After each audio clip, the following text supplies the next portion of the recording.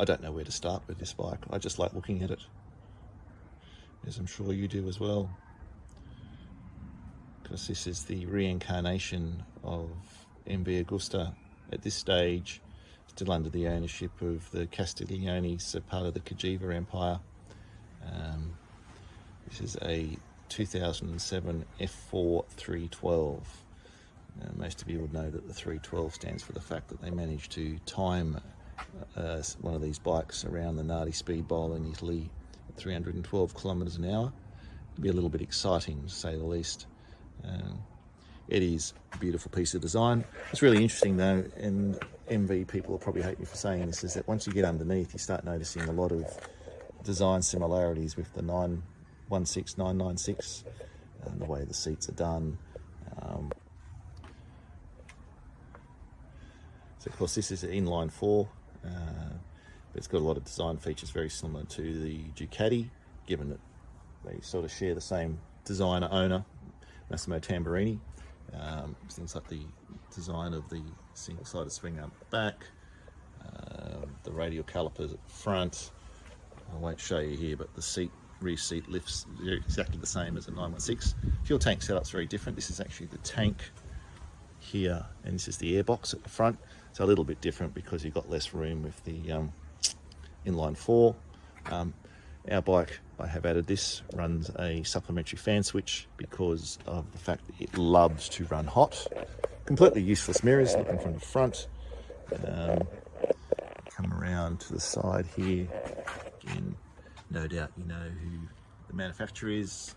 CRC at the back there, of course, stands for Cagiva Reparto Corse, which was the high-end special parts manufacturer for Cagiva at the time, and basically just became a brand within the Cagiva empire.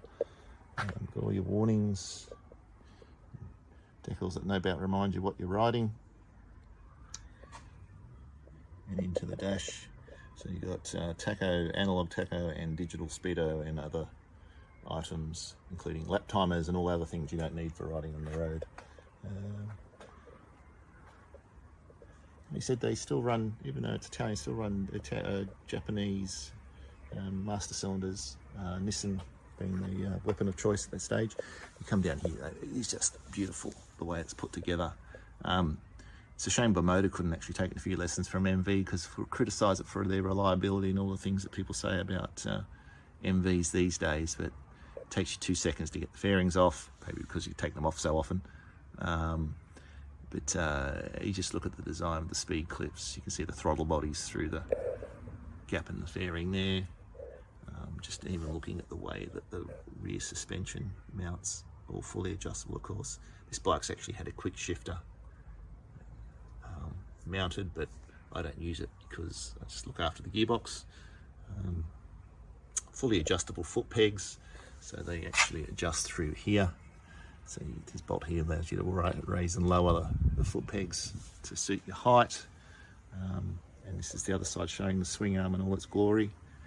Up to come around the back here, signature 4 exhausts at the back, of course, which sort of round in this stage changed to a square design around 2011, 2010, maybe a bit later.